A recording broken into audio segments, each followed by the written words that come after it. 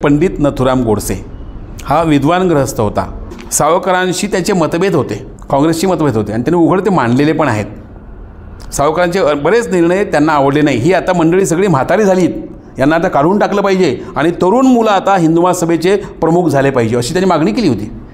गांधींचे प्राण देशाकरता फार महत्त्वाचे आहेत. प्राण त्यापेक्षा गांधीचं प्राण हे देशाकरता अत्यंत मोलाचे आहेत आज रोजी. त्यामुळे गांधी हे जगले पाहिजेत देशासाठी असं स्पष्ट पत्रक स्वतःसुद्धा सावरकरांनी काढलेलं आहे. असं म्हणणारं ब्रिटन, जे Britain rules the wave, Britain shall never be slaves, असं त्यांचं ब्रीदवाक्य होतं.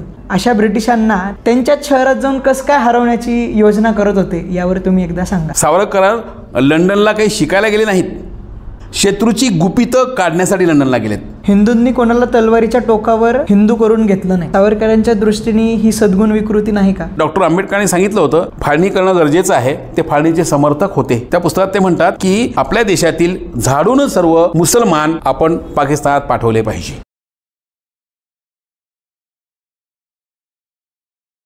नमस्कार.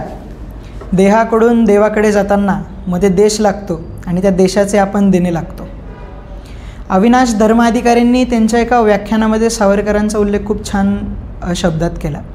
ते म्हणतात की स्वातंत्र्यवीर विनायक दामोदर सावरकर हे नाव घेताच मला समोर भडाडून पेटलेला एक यज्ञ दिसतो आणि त्या यज्ञाच्या ज्वाला अंगावर घेवस लक्ष देतं की यज्ञाच्या अवतीभोवती गराडा करून काही त्याच्यात पचापचा थुंकणारी माणसंसुद्धा आहेत.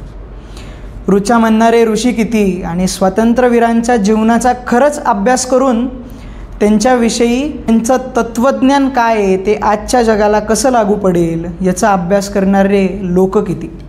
आज तसाच एक व्यक्ती आज आपण मुलाखतीत बोलवलेला आहे. त्यांचं नाव आहे हेमंत विश्वनाथ चोपडे. हेमंतजींना महाराष्ट्र शासनाने आत्ता नुकताच स्वर्गीय यशवंतराव चव्हाण वाङ्मय पुरस्कारही घोषित केलेला आहे. हेमंतजींचा परिचय खूप छान आहे. हेमंतजींनी बरीच पुस्तकंसुद्धा सावरकर या विषयावर लिहिलेली आहे. एकदा हेमंतजींविषयी आपण विस्तारमध्ये त्यांच्याचकडनं जाणून घेऊया. हेमंतजी नमस्कार. नमस्कार. आजच्या या सावरकरांच्या पूर्वसंध्येला आपण नाशिकसारख्या पुण्यभूमीत बसलेलो आहोत आणि ही खूप आनंद देणारी गोष्ट आहे. परिचय म्हणजे माझं लहानपण विदर्भातल्या बुलढाणा जिल्ह्यातील नांदुरा तालुक्याजवळ असलेल्या एक छोट्याशा खेड्यात गेलं. त्या गावाचं नाव कोळंबा आणि समोर पूर्वेला अशी उत्तर दक्षिण वाहिनी गंगा नदी, तिला आम्ही ज्ञानगंगा म्हणतो, आणि बाजूला नाथवाडीचा परिसर. इथे माझं बालपण गेलं. सर्व विदर्भातील जे मुलांचं बालपण तसंच माझं बालपण होतं. पण घरामध्ये सावरकरांचा फोटो होता आणि प्रज्वलंत मासिक जे विक्रमराव सावरकरांनी काढलेलं संपादकीय होतं. यामुळे आपसुकच मला सावरकरांचा अभ्यास करण्याची सवय लागली. त्यानंतर मग 11वीला असताना रीडर्स इन हिंदुइझम हा विषय आला. मग तेव्हा डॉक्टर आंबेडकरांचा अभ्यास सुरू केला आणि हे असं समांतर अभ्यास करत गेलो. आणि त्यानंतर माझं सावरकर आंबेडकर एक समांतर प्रवास पुस्तक पुढे आलं, जे पूर्ण महाराष्ट्रभर गाजलं. त्याच्यात 2 आवृत्त्या निघाल्या. त्यापूर्वी माझं एक काव्यसंग्रह आला होता, गवताला फुटती भाले. खरं म्हणजे मी जेव्हा महाविद्यालयात शिक्षण घेत होतो तेव्हा 1983 साल असावं. शांताराम शिवराम सावरकर म्हणजे स्वातंत्र्यवीर सावरकरांचे स्वीय सचिव हे तेव्हा पूर्ण महाराष्ट्रभर भाषणं करीत होते. की तेव्हा सावरकरांचं जन्मशताब्दी वर्ष होतं आणि तेव्हा एक भाषण माझ्या नांदुऱ्याला पण होतं. तेव्हा त्यांनी भाषण दिलं, खूप छान दिलं. आणि त्यांचं मी तेव्हा तेजगोल नावाचं पुस्तक घेतलं, ते वाचलं. आणि तेव्हापासून मग दरवर्षी जेव्हा ते येत तेव्हा ते स्वतः वीर सावरकर प्रकाशन चालवायचे दादरलाच. आणि विदर्भात आल्यानंतर मी त्याच्यासोबत मग त्यांचा सहाय्यक म्हणून त्याची बॅग घ्यायला, मग ते अकोला असो, खामगाव असो, मलकापूर असो, इथे त्यांच्यासोबत असायचो. आणि ती मग सवय लागली आणि सावरकर भक्त झालो आणि सावरकर अभ्यासक झालो. हे प्रवास कसा आला हे कळले पण नाही. आणि त्यानंतर मग विक्रम सावरकरांच्या महाराष्ट्र मिलिटरी स्कूलची जाहिरात मी एकदा प्रज्वलंतला बघितली आणि मग मी विक्रम सावरकरांच्या सोबतच पुढील 16 वर्ष घालवली. तुम्हाला नुकताच महाराष्ट्र शासनाने एक पुरस्कार घोषित केला आहे, त्या पुरस्काराबद्दल थोडीशी माहिती द्या आम्हाला. जानेवारी 2023ला त्याच्यापूर्वी मी 01 अनंत प्रवास या पुस्तकावर काम करीत होतो. 0 यावर माझा विषय गणित, आणि यापूर्वी माझे गणित विषयासंबंधी कोणतंही पुस्तक नव्हतं. वेगळीच पुस्तकं होती. सगळं म्हणजे तू MSc गणित आहेस आणि पुस्तक नाही. कोणी म्हणे तुम्ही असं करा, एखादं 10वीचं छान गाईड काढा किंवा असं प्रश्नोत्तरीय प्रश्नमंजुषा काढा. पण मला ते काही अपेक्षित नव्हतं. काहीतरी वेगळं झालं पाहिजे. मग 0वर मी जेव्हा अभ्यास करत बसलो तेव्हा मला असं कळलं की 0वर फार मोठं मला काम करता येईल.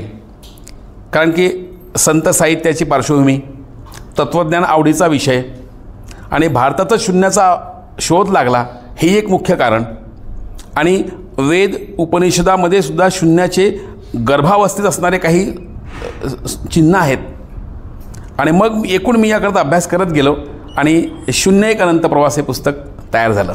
आणि नाशिकच्याच स्वानंद बेदरकर यांच्या शब्दमल्हार प्रकाशनाने प्रकाशित केलं. हे जानेवारी 23ला झालं. आणि त्यानंतर आता परवाच शासनाचा 2023चा स्वर्गीय यशवंतराव चव्हाण राज्य वाङ्मय पुरस्कार त्या पुस्तकाला घोषित झाला. खूप आनंद झाला. इथे एक 4-5 पुस्तकं तुम्ही आणलेली आहेत. ते मी पुस्तक दाखवतो तुम्हाला. एक पुस्तक आहे आंबेडकर आणि सावरकर, एक समांतर प्रवास. तर या पुस्तक जास्त मला जरा जेवढे तुम्ही लिहिली आहे त्याच्यातलं हे जरा जास्त छान वाटतं आहे वाचायलासुद्धा, बघायलासुद्धा. तर या पुस्तकावर थोडंसं काहीतरी माहिती द्या. मी तुम्हाला सांगितलं मगाशी की 11वीला असताना रिडलन्स इन हिंदुइझम हा काहीतरी विषय आला होता. आणि त्यामध्ये संस्कृतचे गाढे अभ्यासक डॉक्टर आंबेडकर यांनी संस्कृतचा अभ्यासक केला होता. आणि त्यांनी तेव्हा काहीतरी रामायणातले काहीतरी रिडल्स इन हिंदुइझममध्ये विषय घेतले होते. आणि मी चमत्कारिक झालो की इतका अभ्यास करणारा माणूस असू शकतो, आपण ते का अभ्यास करू नको. मग मी तेव्हा आंबेडकरांचा अभ्यास करायला सुरुवात केली आणि मी त्यांच्या मोहातच पडलो. त्यानंतर मग बरेच दिवस मध्ये गेले.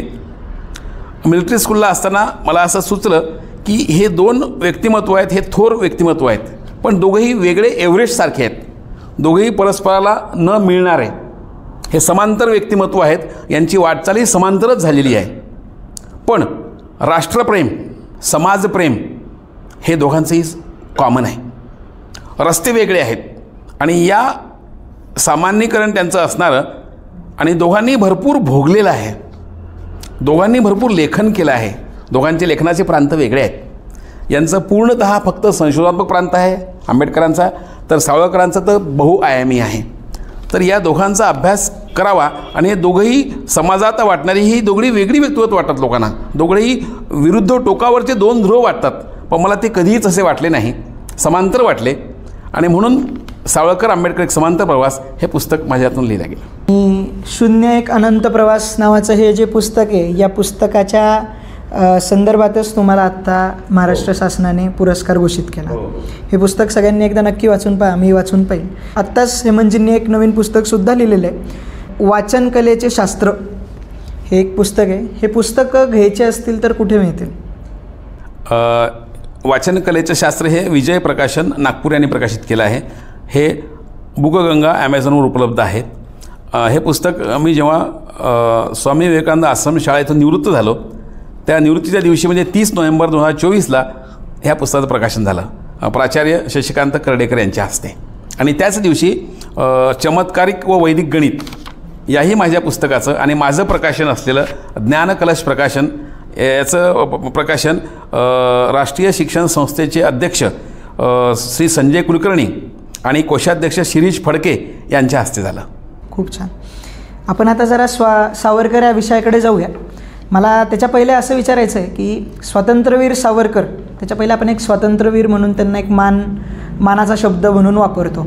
त्या स्वातंत्र्यवीर हे त्यांनी स्वतःला दिलेलं आहे की त्यांना लोकांनी अर्पण केलं आहे, की कोणत्या अजून त्यांच्या सहकार्याने त्यांना हे भाषणामध्ये घोषित केलं आहे? काय आहे स्वातंत्र्यवीरचं, एकदा सांगा आम्हाला. फार मजेशीर आणि अजब प्रश्न आहे हा. एव्हरेस्टपेक्षाही उंचीचे असलेले सावरकर हे कधीतरी स्वतःला पदवी देतील का? शक्यच नाही. पण एक मजेशीर गोष्ट अशी झाली आहे की 1926 साली लाईफ ऑफ बॅरिस्टर सावरकर हे पुस्तक प्रकाशित झालं आणि त्याचे प्रकाशक होते चित्रगुप्त. त्यानंतर तेव्हा वादंग झालं नाही. त्यानंतर त्याच पुस्तकाची दुसरी प्रत 1986ला फेब्रुवारीमध्ये झाली आणि त्या प्रस्तावनेत डॉक्टर रवींद्र रामदासने असा उल्लेख केला की हे लेखक चित्रगुप्त आहे, हे दुसरे तिसरे कोणी नसून सावरकरच आहेत. आणि त्यामुळे मग लोकांना असं वाटलं की यांनी स्वतः, आणि त्या पुस्तकाला नाव दिलं होतं स्वातंत्र्यवीर सावरकर. त्यामुळे लोकांना असं वाटलं की हे पदवी सावरकरांनीच दिली आहे, पण तसं मुळीच नव्हतं. ती पदवी फार वेगळी आहे. या नाशिकचाच त्याला इतिहास आहे. 1924 साली शिवजयंतीला नाशिकमध्ये वीर वामनराव जोशी यांनी आपल्या भाषणामध्ये सावरकरांना स्वातंत्र्यवीर सावरकर असं संबोधलं, आणि तो त्याचा पहिला उल्लेख आहे. त्यानंतर बरेच लोकांनी उल्लेख केला. त्यामध्ये मग आचार्य अत्रे आहेत, ज्यांनी 1935 साली स्वातंत्र्यवीर हा शब्द वापरला. आणखी बरेच लोक आहेत. आणखी त्यांच्या याच्यामध्ये रत्नागिरीला निरोप समारंभ झाला, तेव्हा त्या निरोप समारंभाच्या कार्यक्रमामध्ये 1937 साली स्वागत गीतामध्ये हे स्वातंत्र्यवीरा तू विनायका असे शब्दप्रयोग आहेत. स्वातंत्र्यवीर ही पदवी फक्त या लोकांनीच नाही, तर देशाचे पंतप्रधान श्रीमती इंदिरा गांधी यांनीही आपल्या वाक्यामध्ये स्वातंत्र्यवीर आद्य क्रांतिकारक असा उपयोग केला होता.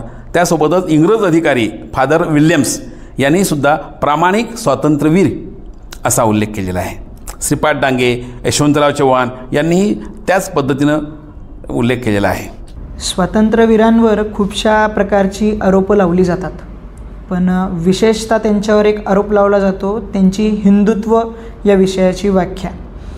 तर असं का बरं होतं, आणि सध्याच्या भारताच्या करंट अफेअर्समध्ये आणि भारताच्या सामाजिक परिस्थिती म्हणा किंवा राजनैतिक परिस्थिती म्हणा, याच्यामध्ये हिंदुत्व म्हटलं की सध्या लगेच चेहरा समोर येतो तो स्वातंत्र्यवीरांचाच, सावरकरांचाच. तर याच्यावर तुम्ही एकदा व्यवस्थित. आता हा जो स्वातंत्र्यवीरावर आरोप म्हणतो आपण, तर एक लक्षात घ्या, कोणीही मेंढरांना किंवा रस्त्यावरच्या गाढवांना कोणी काही बोलत नसते. मेंढरांना कोणीच आरोपित करत नसते. लक्ष कोणाकडे असते? सिंहाकडे असते. लक्ष कोणाकडे असते? वाघाकडे असते. आता हिंदुत्व, हिंदू हा विषय घेतल्यानंतर, हिंदुत्व तत्त्वज्ञान घेतल्यानंतर आज तरी देशातच नव्हे तर जगामध्ये एक आणि एकाच व्यक्तीचं नाव समोर येते, ते म्हणजे स्वातंत्र्यवीर सावरकर. दुसरं कोणाचंही नाव येत नाही. जसे भारतीय धर्मशास्त्र किंवा भारतीय इतिहास यामध्ये जेव्हा जेव्हा संसदमध्ये रणकंदन व्हायचं, तेव्हा दोन्ही बाजूंची माणसं पावाकाण्यांचा संदर्भ द्यायची, की पावाकाण्यांनीच त्यावर भारतीय संस्कृतीत भरपूर काम करून ठेवलं होतं. असं आज रोजी हिंदुत्व या विषयावर आहे. आता मी तुम्हाला एक सांगतो, एव्हरेस्टवर आपण जर आरोप केला, एव्हरेस्टला जर खाली पाडलं तर बाकीच्या वाढलेल्या सगळ्या टेकड्याला पडून जातील. गंगेलाच आपण दूषित केलं तर बाकी नद्या दूषित करण्याची गरज नाही, गंगा मुख्य आली. त्याप्रमाणेच एखाद्या प्रतिव्रतेला आपण वीरांगणाच्या ऐवजी वारांगणा म्हटलं आणि तसं सिद्ध केलं तर वारांगणा आणि नकट्या नाकाचे लोक आनंदित होतील. तोच प्रकार हा सावरकरासंबंधित आहे. म्हणून सावरकरच का, हे त्याचं उत्तर आहे. अजून एक आरोप सावरकरांवर होतो, तो म्हणजे त्यांनी अंदमानमध्ये लिहिलेलं जे माफीपत्र आहे त्याच्या संदर्भात. तर त्या माफीपत्राची कहाणी काय, आणि सावरकरांनी खरंच ते माफीपत्र लिहिलं का, आणि लिहिलं तर ते कशाच्या संदर्भात लिहिलं आणि कशाला लिहिलं, ते एकदा आम्हाला सांगा. एवढंच नाही, हे जे काही माफीनामा म्हणणारे जे लोक आहेत, खरं म्हणजे त्यांना आपल्याला काही शिकवायचंच नाही आहे. कारण की ते उलटी घागर असणारे माणसं आहेत. त्यांना आपण कितीही पाणी टाकलं तर ते घागरेत पाणी जाणार नाही. पण ते ऐकून जे श्रद्धाळू, अभ्यासू, राष्ट्रभक्त लोक आहेत त्यांनाच आपण आपलं सांगणं कर्तव्य आहे. खरं म्हणजे त्यांनी कोणताही शोध लावला नाही, त्यांनी कोणतंही असं गुपित पत्र शोधून काढले नाही. या सर्व पत्रांचा उल्लेख स्वातंत्र्यवीर सावरकरांच्या माझी जन्मठेप या आत्मचरित्रात आहे. ती जी काही 10-11 पत्रं आहेत त्या पत्राचा तपशीलवार वर्णन सावरकरांनी केलेलं आहे. खरं म्हणजे ते अंदमानचं पत्र पहिलं नाही आहे. पहिलं पत्र डोंगरीच्या मुंबईमधील कारागृहातलं आहे. विषय असा होता की त्यांना 2 जन्मठेपी घोषित झाल्या. सावरकरांनी असं म्हटलं की ह्या 2 जन्मठेपी आहेत. कोणत्याही व्यक्तीला एका जन्माला एकच जन्मठेप असते. आपण 2 दिल्यात, त्या दोन्ही मला एकत्र भोगण्याची परवानगी द्यावी, म्हणजे माझ्या 25 वर्षात दोन्ही भोगून जाईल. आणि कोणत्याही कैद्याला वेगवेगळ्या सजा असल्या तर ती सगळ्यात मोठी जी कालावधी असतो तोच भोगावा लागतो.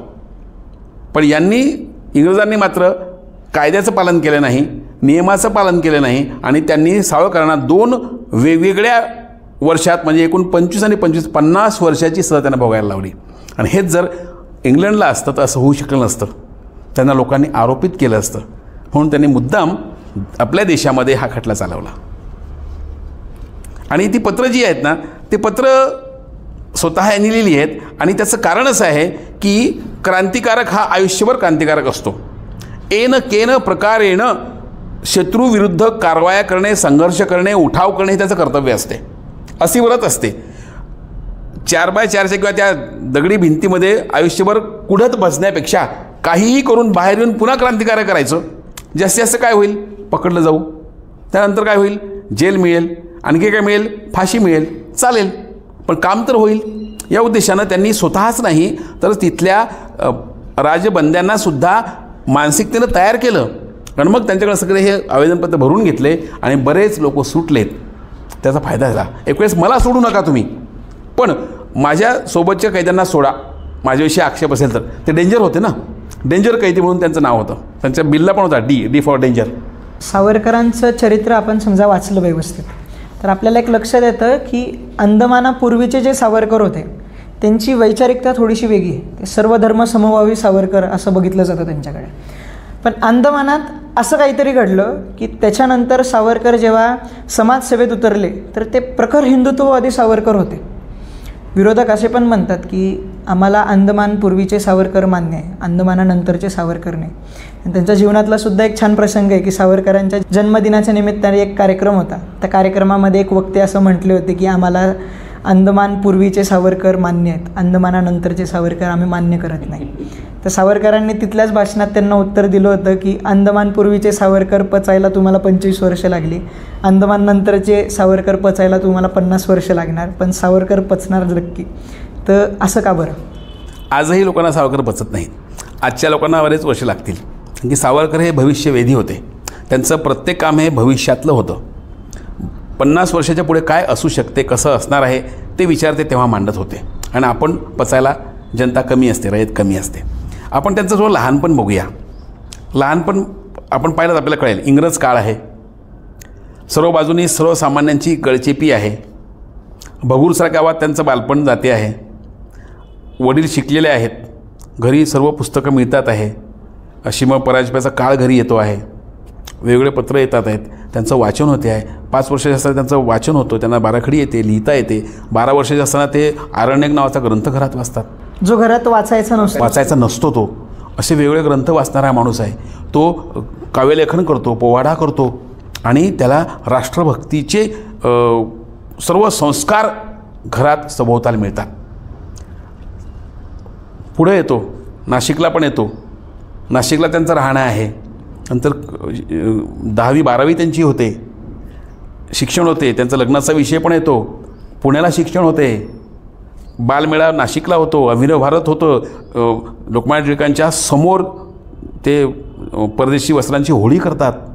त्यांना स्कॉलरशिप मिळते. त्यावर ते परदेशामध्ये पंडित श्यामजी कृष्ण वर्मांच्या स्कॉलरशिप मिळून ते शिकायला जातात.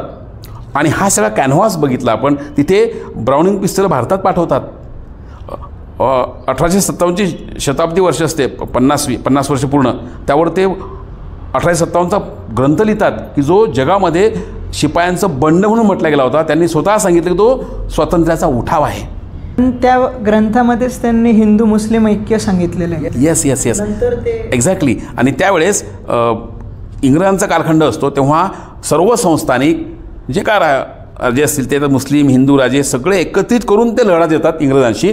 आणि लोकांना वाटतं की इथं मुस्लिमांना सोबत घेणारे सावरकर अंदमाननंतर मुस्लिमाविरुद्ध दिसतात. ही त्यांना आश्चर्य वाटते आणि म्हणून ते म्हणतात की आम्हाला अंदमान पूर्वीचे सावरकर आवडतात, नंतरचे नाही. पण आपण जर बघितलं तर अंदमान पूर्वीही सावरकर विचारीच आहे, राष्ट्रवादी आहे. त्याच्यानंतरही ते राष्ट्रवादीच आहेत. हिंदुवाद हा प्रतिक्रियेचा आहे, तो मुळात नाही. समोरचे माणसं जेव्हा आपले धर्मांचे झेंडे खांद्यावर घेतात तेव्हा मी माझा झेंडा हिंदूंचा घेतलाच पाहिजे असा तो विचार आहे. खरे सावरकर हे मानवतावादी आहेत, मानव धर्माचे पालक आहेत.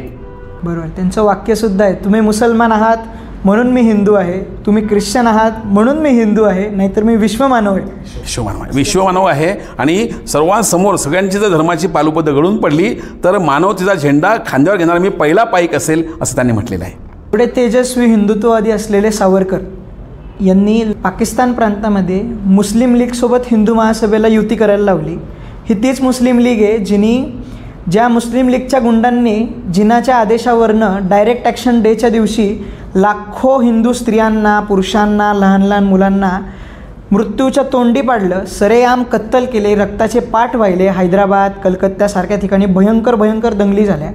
आणि त्या मुस्लिम लीगसोबत सावरकरांनी युती कसं काय करायला लावली? बघा, तेव्हा इंग्रजांचं राज्य होतं आणि 41-42 पासून आपल्या देशामध्ये त्याच्यापूर्वी काही होती प्रांतिक सरकारं सुरू झाली होती, स्थानिक सरकारं सुरू झाली होती. वेगवेगळे पक्ष तेव्हा लढत होते. तेव्हा काँग्रेस, मुस्लिम लीग, हिंदू महासभा आणि इतर पक्ष लढायचे. आता काही ठिकाणी पूर्ण बहुमत काँग्रेसला असेल तेव्हा तिथे युतीचे प्रश्न येत नव्हता.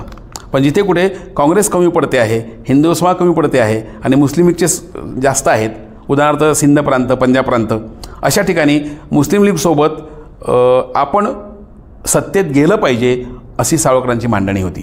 सुरुवातीला लोकांना हे पटलं नाही, पचलं पण नाही, कारण की नवीन गोष्ट कोणाला पडतच नसते. पण त्यामागचा अर्थ असा होता की आपण सत्तेत सहभागी झालं पाहिजे. सत्ता ही देशाची असते, पक्ष हा स्वतःचा असतो. जेव्हा पक्ष सत्तेवर जातो तेव्हा ते पक्षाचं राज्य नसते, तेव्हा ते देशाचं राज्य असते, देशाचं शासन असते. तर आपण हिंदू हितासाठी समोरचा कोणताही पक्ष असो आपण त्यात सहभागी झालं पाहिजे. आणि त्यामुळे हिंदू हिताचे बरेच निर्णय झालेले आहेत, ज्यामुळे आपल्याला नंतर कळलं की सहभागी झाल्यामुळे आपल्याला त्याचा फायदा झाला हे आपल्या देशाला नंतर कळलं. आता यामध्ये विषय असा आहे की मुस्लिम लीगची विचारधारा वेगळी आहे, पण ही अपरिहार्य सहयोगिता आपण म्हणूया त्याला, की आपल्याला अपरिहार्य आहे पण सहयोग केला पाहिजे, अशा पद्धतीने ही सावरकरांनी मांडणी केली आहे. आणि त्याचं फलित आपण आताच्या वर्तमानात दाखवू शकतो. बघा कसं सर्वांना कळलं की आपण काश्मीरचं 370 कलम हटलं आहे. याच्यापूर्वी काय झालं होतं? याच्यापूर्वी बघा, महबूबा मुफ्ती, नॅशनल कॉन्फरन्स आणि भाजप तिघांचंही बहुमत आलं नाही. तेव्हा महबूबा मुफ्तीला समर्थन केलं भाजपने आणि तिचं शासन उभं झालं. देशाच्या इतिहासात पहिल्यांदा भाजप काश्मीरमध्ये सत्ताधारी पक्ष म्हणून झाला आणि तिथली सर्व गुपितं, पत्रव्यवहार, फाईल अभ्यास करण्यात आला आणि त्याचा उपयोग आपल्याला नंतर 370 कलम रद्द करण्यात झाला. गनिमी कावा. जो पाकिस्तान भविष्यात अपेक्षित नव्हता, ज्या अखंड भारताच्या स्वातंत्र्यासाठी लाखो क्रांतिकारकांनी फाशीचे फंदे स्वीकारले, बंदुकीच्या गोळ्या स्वीकारल्या, तोफेचा तोंडी जाणं स्वीकारलं, पण त्या पाकिस्तानच्या निर्मितीसाठी सावरकरांनी द्विराष्ट्रवादाचं समर्थन केलं का? सावरकरांनी उभ्या आयुष्यात कधीही द्विराष्ट्रवादाचं समर्थन केलेलं नाही. वस्तुस्थितीचे वास्तव कथन म्हणजे पुरस्कार नाही. माझ्या शरीराच्या एका हाताला कॅन्सर झाला आहे, तेव्हा ते कॅन्सर झाला आहे हे कथन करणे म्हणजे मी कॅन्सरला समर्थन देतो. कॅन्सरचा हात वेगळा आणि बाकी शरीर वेगळं असं नसतं, हे संपूर्ण शरीर एकच असतं. पण तेव्हा संपूर्ण भारतभर हिंदू आणि मुस्लिम दोन विचारधारांनी विषय सुरू होता आणि ज्या दोघांची प्रार्थना एक नसते, ज्यांचं दृष्टिकोन एक नसते, भाषा साधारणतः एक नसते, संस्कृती एक नसते, अशा दोन गोष्टी एकत्र नांदणे फार कठीण असते. त्यामध्ये एकच उपाय असतो, एकतर एकाने दुसऱ्यात पूर्णपणे सम्मिलित झालं पाहिजे किंवा वेगळं झालं पाहिजे. कारण की आपण जर भारतीयांचा विषय घेतला, आता या भारतीयामध्ये कोण? यामध्ये आपले सनातनी सर्व हिंदू, आस्तिक नास्तिक सर्व परंपरा, दत्त परंपरा, इतर सर्व परंपरा त्यामध्ये घ्या, जैन, शीख, बौद्ध हे सगळे भारतीय परंपरेत असणारी आहेत. हे जगात कुठेही गेले तर त्या राष्ट्रामध्ये एकजीव होऊन राहतात. त्या राष्ट्राशी कधीही गद्दारी करत नाही, त्या राष्ट्राशी प्रतारणा करीत नाही, त्या राष्ट्राचे कोणतेही नियम अवहेलत नाही. पण जे कुराणवर श्रद्धा ठेवतात ती मंडळी मात्र ज्या राष्ट्रात जातील तिथल्या राष्ट्राशी प्रामाणिक राहतात का? आज रोजी आपण वर्तमान अभ्यास केला तर नाही. आज फ्रान्समध्ये प्रॉब्लेम आहे, इंग्लंडमध्ये प्रॉब्लेम आहे, ऑस्ट्रेलियामध्ये प्रॉब्लेम आहे, लंडनमध्ये इंग्लंडमध्ये आहेच आहे. तिथे लंडनचे आता महापौरसुद्धा ते मुस्लिमच आहेत. तर न्यूयॉर्कमध्ये हो विषय कारण असं आहे. कारण याचं सर्वात मूळ कारण आहे कुराण आणि 4 खलिफा. हे ग्रंथ जर आपण वाचले, जरूर सर्व हिंदूंनी हे 2 ग्रंथ वाचले पाहिजेत. तेव्हा आणि तेव्हाच त्यांना मुस्लिम मानसिकता समजू शकेल. की सर्वसामान्य तो विद्वान असो की अडाणी असो की शिकलेला असो, त्या मुस्लिम व्यक्तीला कुराण राष्ट्रभक्तीकडे जाऊच देत नाही. कुराण त्यांना परवानगीच देत नाही या मातीला प्रेम करण्याची. कारण की एकच ईश्वर आहे त्यांचा अल्लाह. त्याला जो मानेल तोच त्याचा पाईक, तो जो मानणार नाही तो त्याला काफर. मग काफराला 2 गोष्टी द्यायच्या असतात. काफर म्हटल्यानंतर त्याला एक तर हाती या हाती कुराण द्यायचं किंवा तलवार द्यायचं. कुराण स्वीकारतो का? हो घे. नाही तर मग तलवार स्वीकार. ही त्यांची पद्धती आहे. त्यामुळे हा समस्या आहे. म्हणून सावरकरांनी म्हटलं की ह्या 2 विचारधारा आहेत. याचा अर्थ त्यांनी 2 राष्ट्रवाद स्वीकारला असं मुळीच होत नाही. त्यांनी फक्त वास्तवाचं कथन केलेलं आहे. पण सावरकर एवढे राष्ट्रभक्त आहेत, एवढे देशाप्रती त्यांना आत्मीयता आहे, कळकळ आहे देशाप्रती त्यांची खूप. जो व्यक्ती 25-25 वर्ष देशासाठी जेलमध्ये राहायला तयार आहे, अंदमानच्या कारागृहात राहायला तयार आहे, पण तो व्यक्ती देशाच्या स्वातंत्र्यासाठी काँग्रेस समजा चले जाओ आंदोलन पुकारत असेल तर त्या आंदोलनाला पाठिंबा का देत नाही आणि त्या आंदोलनाचा विरोध का करतो? तुम्ही आत्ताच सांगितलं की जे चले जाओ आंदोलन आहे हे काँग्रेसचं आहे.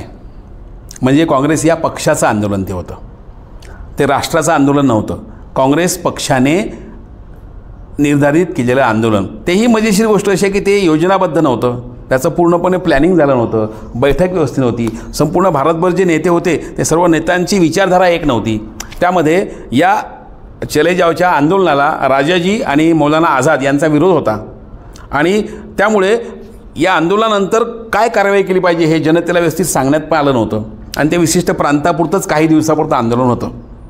तरी पण स्वातंत्र्यवीर सावरकरांनी त्या आंदोलनास मी पाठिंबा देण्यास तयार आहे. पण काही गोष्टी काँग्रेसनी ह्या स्पष्ट केल्या पाहिजेत. त्यामध्ये त्यांनी सांगितलं की इंग्रज व त्यांचे सैन्य इथून पूर्णपणे गेले पाहिजे. इंग्रज आणि सैन्य पूर्णपणे भारतातून गेलं पाहिजे. मुस्लिमांना, अल्पसंख्याकांना कोणत्याही त्यांच्या धार्मिक संबंधीची हमी देता कामा नये. दुसरं, राष्ट्राचं अखंडत्व कायम राहील याची हमी द्यावी. अशा ह्या 3 आणखी 1-2 मागण्या होत्या. तर हे इंग्रज सैन्य पूर्ण गेलं पाहिजे, भारताच्या अखंडत्वाची हमी असली पाहिजे आणि मुस्लिमांना कोणतंही वेगळं आरक्षण असता कामा नये. या 3 गोष्टी मान्य केल्या तर आम्ही संपूर्ण भारतभर चले जाओ आंदोलनाला पाठिंबा देण्यास तयार आहोत. पण तसं काँग्रेसने केलं नाही. आणि तेव्हा सावरकरसुद्धा बोलले होते की हे आंदोलन आज चले जाओ आहे, पण भविष्यामध्ये हे भारत छोडोच्या ऐवजी भारत तोडो आंदोलन हे होईल. आणि तसंच झालं. भारताची 3 तुकडे झालेत. हे म्हणजे सावरकरांनी एक हिंदू कोण याची एक व्याख्या केली आहे. तो श्लोक असा आहे, आसिता सिंधूपर्यंता यस्य भारत भूमिका पितृभू पुण्यभूश्चैव सवय हिंदू रीती स्मृता, असा तो श्लोक आहे. तर त्या श्लोकमध्ये सावरकर असं म्हणत आहे की ज्यांचे तीर्थक्षेत्र भारतात आहेत तेच फक्त हिंदू. या विधानाने किंवा या व्याख्येने सावरकर अल्पसंख्याकांचा विरोध करताय का? पण अल्पसंख्याक आज जैनसुद्धा आहेत, बौद्धसुद्धा आहेत, शीखसुद्धा आहेत आणि पारसीसुद्धा आहेत. तर मग सावरकर यांच्या पण विरोधात का? जरी यांची तीर्थस्थाने भारतात असली तरी. ज्यांचं मातृभूमी आणि पुण्यभूमी हा अखंड भारत आहे, ज्यांची श्रद्धास्थानं भारतच आहे आणि जो या भूमीला पुण्यभूमी मानतात आणि जी ही मातृभूमी आहे ते सर्व हिंदू आहेत. आता यामध्ये भारतात जन्मलेले सर्व धर्म येतात. मुस्लिम यामध्ये येत नाहीत, त्यांच्या श्रद्धास्थानं बाहेर आहेत. ख्रिश्चन येत नाही, पारशी येत नाही, पण पारशी मात्र आपल्या देशामध्ये पूर्णपणे विरघळून गेलेले आहेत, एकजीव झालेले आहेत, पण पारशीसुद्धा यामध्ये येत नाही. आता यामध्ये वैशिष्ट्य म्हणून बघा, सावरकरांनी हिंदूची व्याख्या केली, पण व्याख्येमध्ये देशाचं नाव काय आहे? भारत आहे. सावरकरांनी भारत शब्द वापरलेला आहे आणि हा विचारपूर्वक वापरलेला आहे. आजही संसदमध्ये किंवा इतर ठिकाणी जेव्हा धर्माविषयी चर्चा होते तेव्हा सावरकरांनी मांडलेली हिंदूची व्याख्या ही संसदेत मान्य झाली आहे. आणि एवढंच नाही, डॉक्टर आंबेडकर यांनीसुद्धा या व्याख्येचं समर्थन केलेलं आहे. दुसऱ्या महायुद्धाच्या वेळेस सावरकरांनी ब्रिटिशांना पाठिंबा द्यायला सांगितला होता भारतीय सैन्याला. तर तो का बरं? समजा ब्रिटिश आपल्यावर हुकूमत करून अत्याचार करत असतील तर त्यांच्या बाजूने का बरं युद्ध लढायचं? यामध्ये मगाशी मी वाक्य वापरलं, प्रतियोग सहकारिता. तुमचे माझे विचार जुळले नाही याचा अर्थ मी तुझ्यासोबत काम करू शकत नाही असं नाही. विशिष्ट ध्येयाने मी तुझ्यासोबत काम करू शकतो. तर यामध्ये तो काळ कोणता होता? तो काळ होता स्वातंत्र्यपूर्व काळ. आपल्याला कळलं की आता उद्या आपल्याला स्वातंत्र्य मिळणार आहे आणि प्रत्येक देशाला सामर्थ्यवान अशी सैन्य दल लागतं, सैनिक लागतात. आपला देश हिंदूंचा आहे तर इथे बहुसंख्य हिंदू सैनिक असणं गरजेचं आहे. जिसकी लाठी उसकी म्हैस असं म्हणतात. जो बलवत्तर आहे तोच जगतो असं म्हणतात. तर आपल्या सैन्यामध्ये सैनिक असले पाहिजे हिंदूंचे आणि ते सशस्त्र प्रशिक्षित असले पाहिजे. आणि सावरकर जेव्हा बोलले तेव्हा सैन्यामध्ये फक्त 33% आतमध्ये सैनिक होते, हिंदू सैनिक होते. आणि सावरकरांनी जेव्हा ही घोषणा केली आणि जेव्हा सर्व मंडळी त्यामध्ये आली, तरुण मुलं भरती झाले, प्रशिक्षित झाले, त्यांनी सर्व प्रशिक्षण घेतलं, बंदुकापासून तोफगोळ्यापासून सर्वांचं. आणि त्यानंतर सैन्याची प्रमाण बघितलं तर 66% वर गेलं होतं. आणि आपल्याला स्वातंत्र्यानंतर तेच सैनिक आपल्याला कामा पडलं. म्हणजे आपण फ्रीमध्ये इंग्रजांमध्ये आपले तरुण गेलेत, शिक्षण घेऊन घेतलं आणि तेच संपूर्ण प्रशिक्षित सैन्य आपल्याला स्वातंत्र्यानंतर कामा आलं.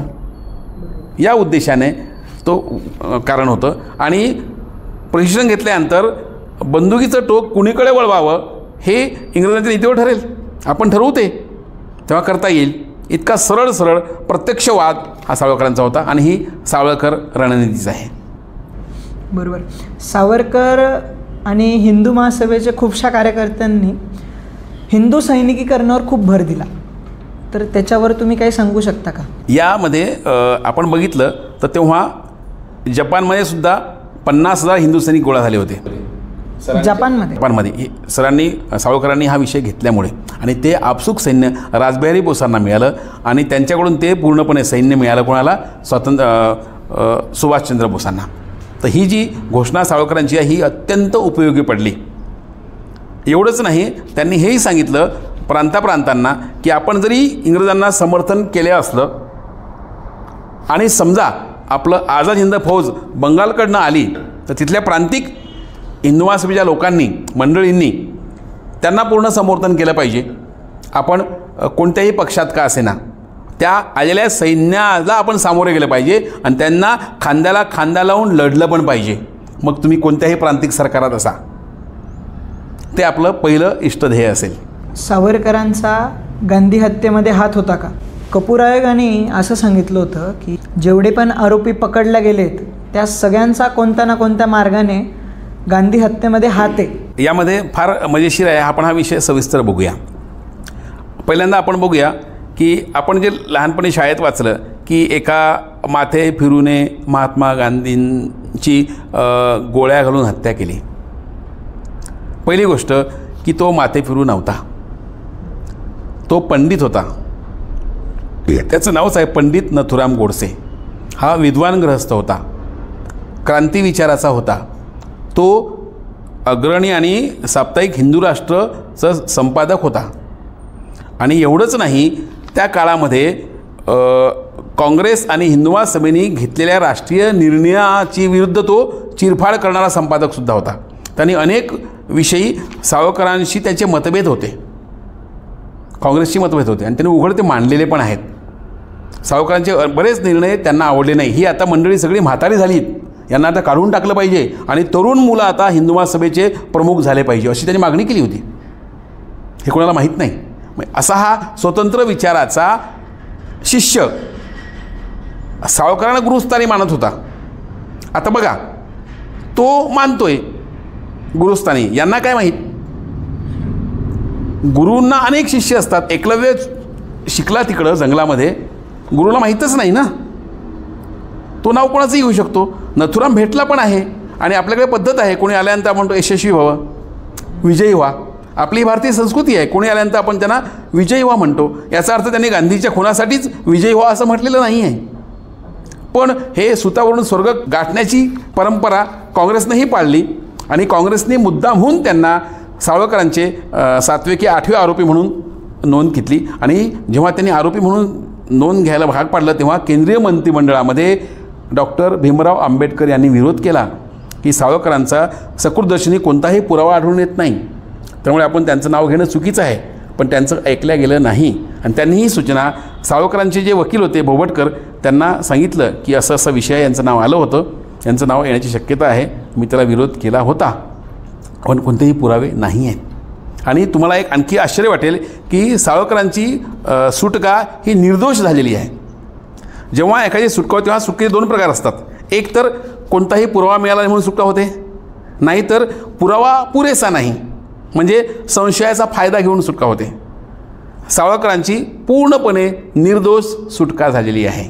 आणि एवढंच नाही, हा विषय एक सरकारी वकील CK दप्तरी यांनी म्हटलं की एकही पुरावा नसल्यामुळे सावरकरांची निर्दोष सुटका झालेली आहे. हा न्यायालयाचा निर्णय आहे. आता तुम्ही जो कपुरी आयोग म्हणतात, हा कपुरी आयोग हा आपल्या कॅगसारखा असतो, याला कोणताही न्यायालयीन अधिकार नाही. न्यायालयाच्या कोणत्याही निर्णयाला तो बाधा आणू शकत नाही. न्यायालयाने स्पष्ट सूचना केली आहे की सावरकर निर्दोष आहेत, यावर कोणत्याही आयोगाचा परिणाम होऊ शकत नाही, होणार नव्हता. तुम्हाला आश्चर्य वाटेल की हा जो विषय आहे तेव्हा जेव्हा सावरकरांना 5-6 दिवसांनी अटकली, गांधींचा खून झाला आणि 5-6 दिवसांनी मला 5 मेलाच काहीतरी सावरकरांना अटक केली आणि नंतर मग काही दिवस ठेवून मग दिल्लीला पाठवलं. दिल्लीमध्ये ते लाल किल्ल्यामध्ये जवळजवळ 10-11 महिने होते. स्वातंत्र्य मिळाल्यानंतर सावरकर स्वतंत्र देशामध्ये दिल्लीला आग्र्याच्या किल्ल्यात 11 महिने होते, ज्या किल्ल्यात शिवाजी महाराजसुद्धा काही महिने औरंगजेबाच्या अटकेमध्ये होते. तर आणि याविषयी मला आणखी गोष्ट सांगायची आहे की आग्रा, मथुरा आणि लंडन हे 3 गावाविषयी बोलू इच्छितो. मथुरेला स्वतःचा मामा कंस याला मारण्यासाठीच बालकृष्ण गेलेत, युवा कृष्ण गेलेत आणि तो जिथे बसला आहे तिथून त्यांनी बरोबर पल्ला काढून त्याला संपवलं. महान राजा होता, मोठा राजा होता, तो सामान्य नव्हता, फार मोठा राजा होता. तेव्हाचे जरासंधसारखे ते राजे होते. ही गोष्ट मथुरेची आहे. आग्र्याला शिवराय जेव्हा मिर्झा राजे जयसिंगांसोबत तह केला, त्यांची ही योजना तीच असावी. नुकतंच औरंगजेबला 6 वर्ष झाली होती राज्यकारभार हाती घेऊन. अत्यंत क्रूर, तो आजचा विषय नाही, थोडक्यात सांगतो की स्वतःच्या भावाला मारणारा, स्वतःच्या भावाचं मुंडकं भाल्यावर ठेवून पूर्ण आग्र्याच्या शहरामध्ये मिरवणूक काढणारा आणि तो प्रत्यक्ष मेला आहे की नाही हे खातरजमा 2 वेळ त्याला टोचणी करणारा, वडिलांना कैद करणारा असा हा नराधम धर्मांध औरंगजेब, ज्यांनी सर्वात जास्त शासन केलं 50 वर्ष, एवढं मुघलांचं कोणाचंच नाही आहे, जो भावालासुद्धा मारू शकतो, वडिलांना अटक करू शकतो, अशाच्या जंजाळामध्ये अटकेमध्ये शिवराय होते. आणि शिवरायांचं नियोजन असं असावं कदाचित की त्याला भरसभेतच संपवावं, जसं कृष्णाने केलं. कारण की शिवरायांचे गुरु कृष्ण आहेत आणि हे दोघंही सावरकरांचे गुरु आहेत. सावरकर लंडनला काही शिकायला गेले नाहीत, शत्रूची गुपितं काढण्यासाठी लंडनला गेलेत. आणि जेव्हा ते पहिल्यांदा गेले तेव्हा त्यांना पंडित श्यामाजी कृष्णराव भेटलेत आणि ते बोलले की आता माझं काम झालं आहे, आता ही जबाबदारी मी युवा विनायककडे देतोय. तुम्ही आत्ता म्हटले की शत्रूच्या गोटात घुसून त्याला हरवायचं, त्याच्यासाठी सावरकर लंडनला गेले असतील, तर सावरकरांनी लंडनमध्ये जाऊन खूप काम केलं. म्हणजे तिथे मेझनीचं त्यांनी चरित्र लिहिलं, त्यात त्यांनी इटलीचा रामदास त्याचा असा उल्लेख केला. त्यानंतर 1857चं स्वातंत्र्य समर हे पुस्तक अभ्यासपूर्ण. हो. आणि असं म्हणणारं ब्रिटन, जे Britain rules the wave, Britain shall never be slaves, असं त्यांचं ब्रीदवाक्य होतं. अशा ब्रिटिशांना त्यांच्याच शहरात जाऊन कसं काय हरवण्याची योजना करत होते, यावर तुम्ही एकदा सांगा. पहिल्यांदा त्यांनी तिथले जे तरुण मुलं होती त्यांना एकत्र केलं, जे इंग्रजांच्या पद्धतीनं वागणं, बोलणं, चालणं असायचं त्या पद्धतीनं जगायचे. त्यामध्ये तुमचा क्रांतिकारक कोण? मदनलाल धिंगरा. सावरकरांना लंडनला जाणे काही त्यांचे पर्यटन नव्हतं, शिकायला पण जायचं नव्हतं, की जो पूर्ण जगामध्ये जास्तीत जास्त देशामध्ये राज्य करतो, ज्यांचा सूर्य मावळत नाही, असं कोण लोक आहेत ते, कुठं हा जन्माला आला, कुठं हे शासन चालतं, तर शत्रूच्या शिबिरात जायचं आहे आणि शत्रूच्या शिबिरात जाऊन तिथला अभ्यास करायचा. मग त्यांचा संसद बघायचा, त्यांची लोकं बघायची, पद्धती बघायची आणि तिथं आपल्या लोकांना जागृत करायचं. मग त्यामध्ये मदनलाल धिंगरा आहे, बाकीचे सगळी मंडळी आहेत. तिथे त्यांची सावरकरांची बॅरिस्टर गांधीची भेट पण झालेली आहे. दोघांचे संबंध फार वेगळे होते. सावरकर गांधी हे संबंध फार वेगळे आहेत. ते कधीही गांधींना गांधीजी म्हणायचे, पंडितजी म्हणायचे, समोरच नाही, मागे जेव्हा उल्लेख येईल तेव्हाही ते गांधीजी, पंडितजी असंच म्हणायचे. ते कधीही व्यक्तीच्या विरोधात नव्हते. हाडा मासाचे जे आपली माणसं आहेत ती आपली माणसं आहेत, त्यांना मारून आपल्याला उपयोग नाही, आपण हे शैतानी कृत्य होईल. आपण हे सर्व नीती शत्रुविरुद्ध वापरली पाहिजे. गांधीजी हे शत्रू नाहीत, माझ्या देशाचे नेते आहेत. जेव्हा त्यांचं 44ला उपोषण सुरू होतं गांधींचं 21 दिवसाचं, तेव्हा सावरकरांनी एक पत्र काढलं की झाडून सर्व पक्षातील नेत्यांनी एकत्रित पत्र काय करावं, त्यावर स्वाक्षऱ्या कराव्यात आणि गांधीजींना उपोषण मागे घेण्यास सांगावं. कारण की गांधींचे प्राण देशाकरता फार महत्त्वाचे आहेत. देशाकरता गांधींचे प्राण महत्त्वाचे. प्राणत्याग हा उपाय नाही. प्राणत्यागापेक्षा गांधीचं प्राण हे देशाकरता अत्यंत मोलाचे आहेत आज रोजी. त्यामुळे गांधी हे जगले पाहिजेत देशासाठी, असं स्पष्ट पत्रक स्वतःसुद्धा सावरकरांनी काढलेलं आहे. तर तिथे लंडनमध्ये तरुण मुलं जी होती ते शानशौकीत राहायचे. त्यामध्ये मदन पण होता, मदनलाल धिंगरा. आणि अशा लोकांना त्यांनी जागृत केलं. तेव्हा त्याच काळामध्ये इटलीमध्ये नुकतंच स्वातंत्र्य झालं होतं. काही देश परराज्यात होते, त्याचंही केंद्र तेच होतं. आणि तिथून मग त्यांनी बंदुकी मिळवणे, शस्त्रसाठा मिळवणे, बॉम्बचं माहिती हस्तगत करणे, त्याचं भाषांतर करणे, ब्राउनिंग पिस्तूल भारतात पाठवणे, असं कार्य सावरकरांनी केलं. ज्याला नुकतंच 50 वर्ष पूर्ण झाली होती उठावाला, त्याचं पुस्तक लिहिणे, जोसेफ मॅझी चरित्र लिहिणे, त्याची प्रस्तावना करणे, त्याच्यावर शासनाने इंग्रजांनी बंदी घालणे, असं प्रचंड कार्य सावरकरांनी लंडनमध्ये केलं. हे 2 पुस्तकं, जोसेफ मॅझीनी आणि 1857चं उठाव, स्वातंत्र्याचा उठाव, हे दोन्ही पुस्तकं तेव्हा प्रचंड गाजलेली आहेत आणि सर्व भाषात त्यांचं भाषांतर झालेलं आहे. जोसेफ मॅझीनी हा मोठा क्रांतिकारक, आणि त्याचं पुस्तक लिहून त्याची प्रस्तावनाच अनेक क्रांतिकारकांनी कंठस्थ केली होती आणि ते गीतेसारखं पुस्तक वापरायचे. उठावचा तर असा मस्त प्रवास आहे की तो 1 तास चालेल. पुस्तक लिहिल्यापासून त्याचं भाषांतर इंग्रजीमध्ये, रशियनमध्ये, अमेरिकेमध्ये, प्रिंटिंग कुठे, पुस्तक छापलं कुठे, कोणत्या भाषेत, कोणी पसरवलं, कुठे गेलं, फार मोठा इतिहास पुस्तकाचा आहे. असं प्रचंड कार्य सावरकरांनी लंडनमध्ये केलं आहे.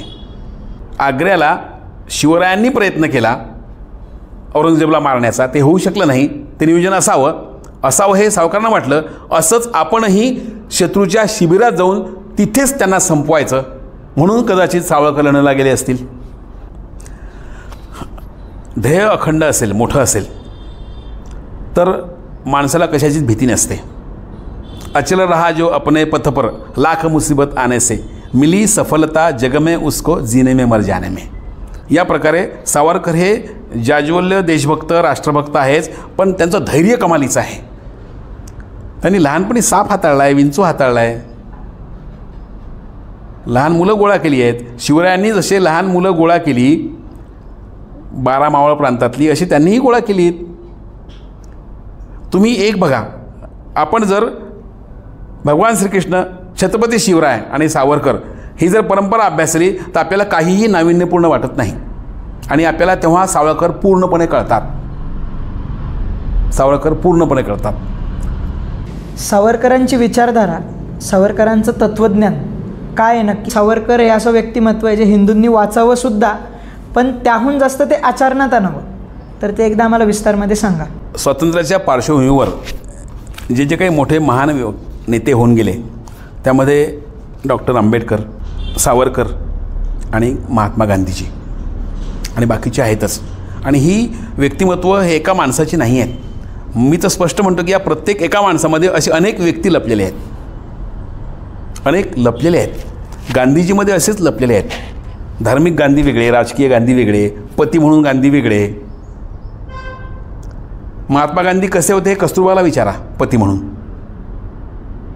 महात्मा गांधी राजकीय कसे होते हे नेहरू आणि सरदार पटेलांना विचारा. त्यांचं वैयक्तिक जीवन कसं होतं हे महादेव शास्त्र्यांना विचारा. आणि ते किती श्रद्धाळू होते हे सर्व जनतेला विचारा. की श्रद्धाळूपणामुळे संपूर्ण भारत जे साधी माणसं आहेत ती त्यांना भारलेली होती. हे गांधींचं वैशिष्ट्य होतं. त्यांच्यामध्ये काही चांगल्या गोष्टी पण आहेत आणि काही वेगळ्या पण आहेत. ज्या त्यांच्यासोबतच्या ज्या सहाय्यक तरुण मुली होत्या त्यांना विचारा गांधी कसे होते, ते आणखी वेगळंच सांगतील. असो, मला एक गोष्ट सांगायची आहे इथे की सावरकर हे भविष्यवेत्ते पण होते. त्यांना भविष्य दिसायचं. फार वेगळा विषय होता. ब्राउनिंग पुस्तकं पाठवलेली आहेत. मदनलाल धिंगराला फाशी झालेली आहे. ब्राउनिंग पुस्तकं पाठवल्यामुळे इकडे बाबारावांना अटक झाली आहे, त्यांनाही अटक झाली आहे. घर उद्ध्वस्त झालं आहे. वहिनी, पत्नी यांना बाहेर काढलं आहे. नारायणराव या सर्वांसाठी झटत आहेत. आणि आपल्यावर सुद्धा आता पाळी येणार आहे. आपल्यावर सुद्धा पाश आता इंग्रजांचा येणार आहे. असेच एकदा ते ब्रायटनच्या समुद्रकिनाऱ्यावर गेले आणि त्यांना सहज सहज कविता सुचली. आणि त्या कवितेत ते म्हणतात, जे खरं झालं, मला हे सागरा तू मला इथे आणलंस ना, तुझ्या या भूलथापांना बळी पडलो आणि मी तुझ्यासोबत आलो. तू फसवलं. माझ्या मातेला पण सांगितलं की मी याला सुखरूप आणेल, परत आणेल. तू आता फसवतो आहेस. तू इंग्रजांचा गुलाम आहेस. इंग्रज शासनकर्त्याचा गुलाम आहे. तू त्यांची गुलामी करतोस आणि मला फसवतो आहेस. अरे, मला माझं स्वातंत्र्य प्रिय आहे. मला स्वातंत्र्यामधला वनवाससुद्धा चालेल, पण माझी मातृभूमी स्वतंत्र. आणि हे वाक्य दुर्दैवानं खरं झालं. स्वातंत्र्यात आपल्या देशांनी, आपल्या शासनकर्त्या काँग्रेसनी त्यांना लाल किल्ल्यात 11 महिन्याचा वनवास दिला. त्या ओळी मी तुम्हाला सांगतो. खूप सुंदर ओळी आहेत त्या. नभी नक्षत्रे बहुत एक परी प्यारा, मज भरत भूमीचा तारा. प्रासाद इथे भव्य परी मज भारी, आईची झोपडी प्यारी. तिज वीण नको राज्य मज प्रियसाचा, वनवास तिचा जरी वनीचा. मला तिचा वनवाससुद्धा चालेल, पण तो माझ्या मातृभूमीचा पाहिजे. चालेल. आणि दुर्दैवानं हे वाक्य त्याचं खरं झालं. भुलविणे व्यर्थ हे आता रे, बहुजीवलग गमते चित्तारे. तुझं सरित पतेजी सरितारे. इथे वाक्य फार सुंदर आहे. तुझं सरित पतेजी सरितारे. हा सागर येणाऱ्या नद्यांवर प्रेम करतो. ज्याच्या प्रियसी आहेत त्या. आणि ह्या नद्यासुद्धा सागराला प्रेम करतात. तू या नद्यांना येण्यासाठी वाट पाहतो. हे सागरा, तो विरह तुला मिळतोय. तुझं सरित पतेजी सरितारे, तद विरहाची शपथ घालितो तुझला, सागरा प्राण तळमळला. सावरकरांचं तत्त्वज्ञान हे संपूर्ण त्यांच्या आयुष्यामध्ये आहे. त्यांनी अनेक विषय हाताळले आहेत जे सगळ्यांना पचले नाही. त्यातला पहिला आपण बघूया सद्गुण विकृती. सद्गुण विकृती. सज्जन माणसं हे फार पापभिरू असतात. ते सर्वांशी चांगलं वागतात. खोट्या माणसाशीही चांगलं वागतात, चांगल्या माणसाशीही चांगलं वागतात. मला रामाने विचारलं की तुझ्या खिशात काय आहे, तर मी स्पष्ट 100% सत्य बोलेल की माझ्या खिशामध्ये बाबा हे पुस्तक आहे किंवा माझ्या खिशामध्ये 10 रुपये आहेत. पण तेच मला जर रावणाने विचारलं की तुझं मरण कशात आहे, तर मी माझं मरण पंखात सांगायला नको, कारण की तो पंख उपटून घेईल. मी माझं मरण नखात सांगायला पाहिजे, जसं रावण सांगतो गरुडाला की माझं नखात मरण आहे. शत्रूशी सत्य कधी बोलू नये, शत्रूला नेहमी फसवलं पाहिजे. विश्वासघात हाच मंत्र शत्रूसोबत असला पाहिजे. हे सावरकर तत्त्व होतं.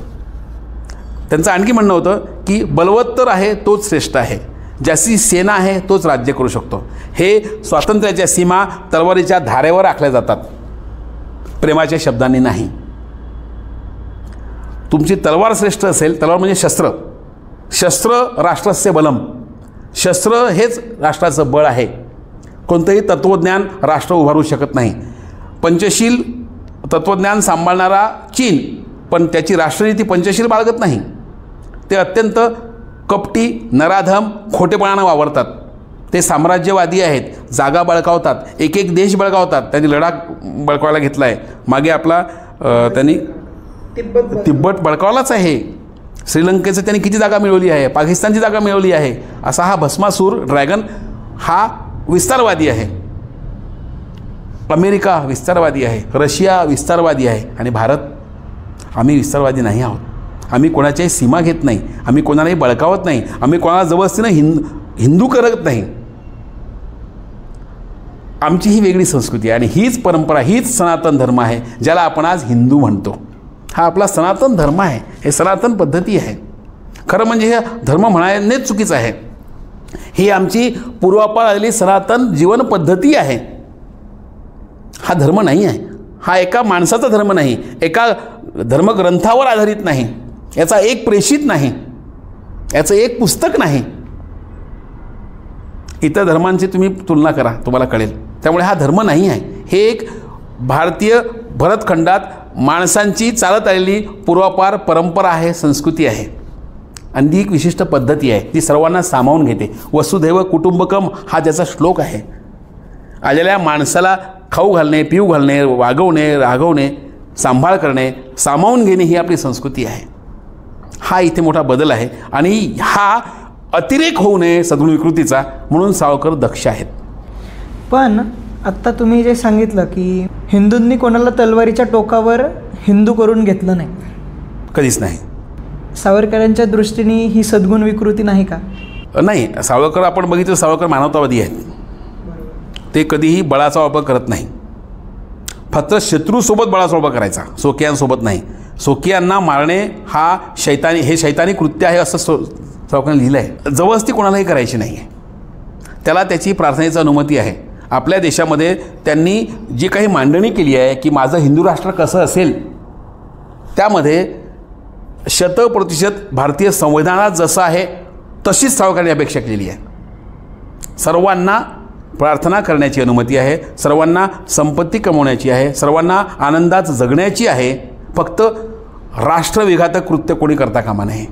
इथे 100% तुमचं राष्ट्रावर प्रेम असलं पाहिजे, ही मूलभूत अपेक्षा सावरकरांनी केलेली आहे, आणि हे भारतीय संविधान हेच सांगत आहे. यामध्ये आणखी त्यांचा विषय आहे की धर्मांतर म्हणजे राष्ट्रांतर. सांगितलं तुम्हाला मी की धर्मांतर म्हणजे राष्ट्रांतर का, याचं कारण असं की तुमच्या निष्ठा ह्या राष्ट्राच्या बाहेर जातात. आज रोजी तुम्ही बघा, जेव्हा आपलं फाळणी झाली तेव्हा त्याच्यापूर्वीच डॉक्टर आंबेडकरांनी सांगितलं होतं की या देशातील फाळणी करणं गरजेचं आहे. ते फाळणीचे समर्थक होते. त्यांनी 39 साली थॉट्स ऑन पाकिस्तानाचं पुस्तक लिहिलं. त्याच्यापूर्वी त्यांनी 29ला सुद्धा अशी मांडणी केली होती की त्या पुस्तकात ते म्हणतात की फाळणी होणे योग्य आहे सर्वांच्या हितासाठी, पण आपल्या देशातील झाडून सर्व मुसलमान आपण पाकिस्तानात पाठवले पाहिजे. त्यांनी हेही सांगितलं की मला माझ्या दलित बांधवांची काळजी वाटते जे पाकिस्तानात आहेत. मोठी माणसं आपापल्या पद्धतीने येतील, पण माझी गावकुसाची माणसं कशी येतील, तर त्यांचीही काळजी मला वाटते. तर जे पाकिस्तान फाळणी झाली, जेव्हा ते हजारो लोक निर्वासित झाले, त्यामध्ये अनेक दलित मंडळी होती, मुलं होते, बाया होत्या, सवर्ण सगळेच होते, पण जे गावकुसाची माणसं ती जास्त त्यांचे हाल झालेत. झाडून सगळे मुसलमान पाठवून देणे आणि सर्व हिंदू आपण आपल्या देशात परत आणणे, अशी अपेक्षा व्यक्त केली. ही अपेक्षा सावरकरांनीही केली, आंबेडकरांनीही केली, पण तसं काँग्रेसनी केलेलं नाही. त्यामुळे आपण त्याची फळं आज रोजीही भोगतो आणि आजही अनेक मिनी पाकिस्तान आपल्या देशात तयार झालेली आहेत. त्याची फळं आपण विधानसभेच्या निवडणुकीमध्ये नशिबाने यावेळेस भोगण्यात आली नाही, पण असे अनेक मतदारसंघ आहेत आपल्या देशामध्ये लोकसभेचे, आमदारकीचे, ज्यावर या धार्मिकचा परिणाम होतो. त्यांचं आणखी एक आहे, व्यक्तीपेक्षा राष्ट्रहित महत्त्वाचं. व्यक्ती महत्त्वाची नाही, आपण व्यक्तिनिष्ठ आहोत. आपल्यामध्ये कोणीतरी अवतार घेईल आणि तो सगळं व्यवस्थित करेल, आम्हाला सुखी ठेवील.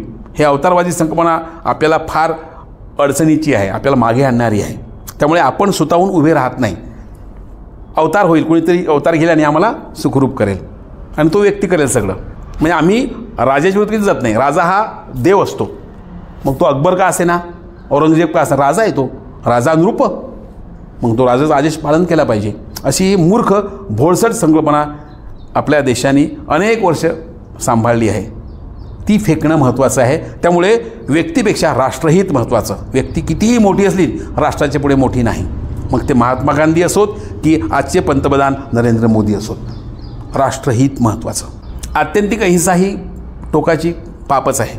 बरोबर, अहिंसा ही योग्य आहे, पण आत्यंतिक म्हणजे फारच विचित्र होईल ती, ज्याने आपलं देश. सावरकर हे राष्ट्रदृष्ट्या सगळं विचार करतात.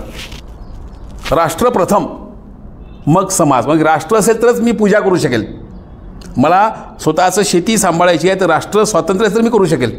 मला माझा पैसा अडका व्यवसाय आहे, हे सर्व राष्ट्र स्वातंत्र्यात असतानाच मी करू शकतो. योग साधना करायची आहे, राष्ट्र असतानाच करू शकतो. मला भाषण द्यायचं आहे, राष्ट्र स्वतंत्र असेल तर मला हे सगळं करता येईल. त्यामुळे राष्ट्र हे सर्वप्रथम, हे सावरकरांचा दृष्टिकोन आहे.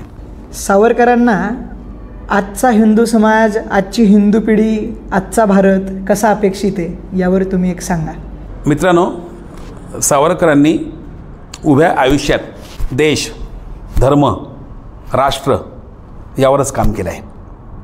आपण लहानपण जरी बघितलं तर त्यांनी जे संस्कृत ग्रंथ वाचलेत त्यातूनही त्यांना राष्ट्राचंच महत्त्व कळलं. त्यांना समाजाचे जातीव्यवस्थेचे तडाखे बसले नाहीत, पण याचा अर्थ त्यांना ते समजले नाही असं नाही. प्रत्येक व्यक्ती अनुभव घ्यायची गरज नसते. काहींना अनुभव लागतात, ठेच लागल्यानंतर कळतं. तशी गरज सावरकरांना कधीच पडली नाही. त्या पार्श्वभूमीवरचे सावरकर बघितले आपण तर ते क्रांतिकारक आहेत, समाजसुधारक आहेत, कथा कादंबरीकार आहेत, नवीन संशोधन करून इतिहास निर्मिती करणारे आहेत, फार मोठे कवी आहेत, एका भल्या मोठ्या पक्षाचे राष्ट्रीय अध्यक्ष आहेत, साहित्य संमेलनाचे अध्यक्ष आहेत, नाट्य संमेलनाचे सुद्धा अध्यक्ष आहेत आणि एक संसारी पुरुष पण आहेत.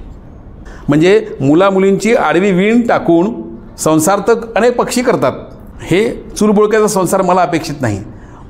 या वेदीवर मी जर आहुती केली तर अनेक लोकांचे संसार उभे राहतील, ही त्यांची कल्पना आहे. आणि ही कल्पना केव्हा येते, जेव्हा त्यांना पत्नी कारागृहात भेटायला येते तेव्हा हे या माणसाचं कुठे आहे, याचा माणसाचं ध्येय कुठे आहे, विश्वास कुठे आहे, धैर्य, कमालीचं धैर्य असणारा माणूस आहे. आणि असे व्यक्तिमत्व फार फार दुर्मिळ असतात, फार दुर्मिळ असतात. म्हणजे ज्यांनी आयुष्यभर क्रांतिकार्यच जोपासलं त्या माणसाला प्रायोपेशन करून आपलं आयुष्य संपवावं लागलं.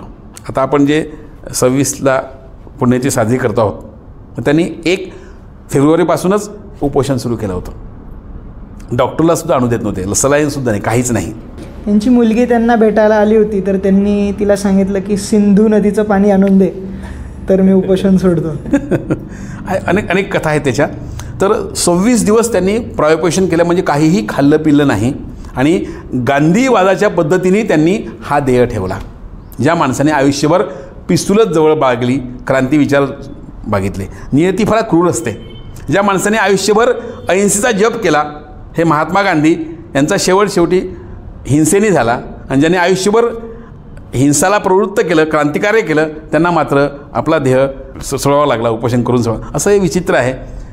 आणि शेवटी मला हे सांगायचं आहे की आपल्याला जर आपला देश समजायचा असेल, आपला धर्म समजायचा असेल, जगासमोर आपण कुठे आहोत हे समजायचं असेल, आपल्याला कोणी जगाने फसवू नये, लोकांनी फसवू नये, आपला धर्म जिवंत असला पाहिजे, समाज जिवंत असला पाहिजे, याकरता आपल्याला सावरकर तत्त्वज्ञान समजून घेणे अतिशय गरजेचं आहे. त्याकरता सावरकरांची पुस्तकं जी आहेत ती वाचली पाहिजे.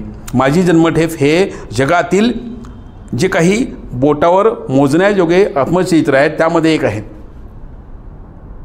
अशी माणसं जेव्हा जगात जन्माला येतात तेव्हा त्यांचे मोठमोठे दालनं असतात, अभ्यासिका असतात, त्यांच्याकरता मोठमोठे स्मारकं असतात, त्यामध्ये लोक अभ्यासतात. दुर्दैवानं आमच्या देशात तशी व्यवस्था नाही.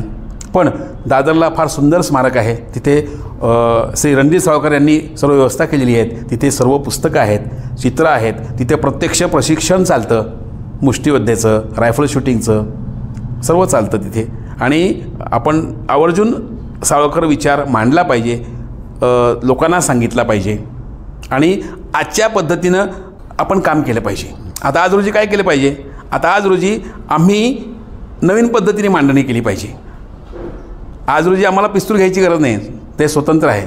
आज रोजी आम्ही नवीन काहीतरी सुचलं पाहिजे. आपल्याला आपली माणसं वाढली पाहिजे, आर्थिक स्थैर्य वाढलं पाहिजे, याकरता आपण काम केलं पाहिजे. हेमंतजी, तुम्ही खूप छान सांगितलं. आजच्या काळामध्ये देशभक्ती सिद्ध करायला हातात बंदूक धरायची गरज नाही किंवा हातात तलवार घ्यायची गरज नाही. आपण ज्या क्षेत्रामध्ये काम करतो आहे त्या क्षेत्रामध्ये माझा देश या भावनेने काम केलं तरी त्याच्यात देशभक्तीच आहे. सावरकर स्वतःच सांगतात की गुणसुमने मी वेचली या भावे की तिने सुगंधा घ्यावे, जरी उद्धरणी वेळ न तिचा हो साचा, हा व्यर्थ भार विद्येचा. की मी जे पण गुण आत्मसात करेल, मी जे पण शिक्षण घेईल किंवा मी ज्या पण क्षेत्रात काम करेल त्या क्षेत्रामध्ये मी माझ्या देशासाठी काम करतो आहे या भावनेने काम करेल. मी व्यवसाय करतो आहे तर मी या भावनेने व्यवसाय करेल की माझ्या देशाचा त्याच्यात उद्धार व्हावा. पण ते समजा माझ्या देशाप्रती कामी येत नसेल, ते माझ्या देश बांधवांसाठी कामी येत नसेल तर त्या धनाचा किंवा त्या विद्येचा काही उपयोग नाही, असं स्वातंत्र्यवीर सावरकरच सांगतात. हे म्हणजे तुम्ही वेळ दिला त्यासाठी खूप खूप आभार तुमचे. आणि 6000 पानांमध्ये मांडले गेलेले सावरकर एका तासात मांडल्या जातील असं काही वाटत नाही. पुन्हा एकदा भेटूया सावरकर विषयावर. तोपर्यंत आजचा एपिसोड तुम्हाला कसा वाटला हे मला कमेंट करून नक्की सांगा. पुढचा विषय कोणता ऐकायला आवडेल हेही कमेंटमध्ये सांगा. आणि थिंक भारतला लाईक करा, शेअर करा आणि आजचा आपला एपिसोड जास्तीत जास्त लोकांपर्यंत पोहोचवण्याचा प्रयत्न करा. तोपर्यंत जय श्रीराम, जय भारत.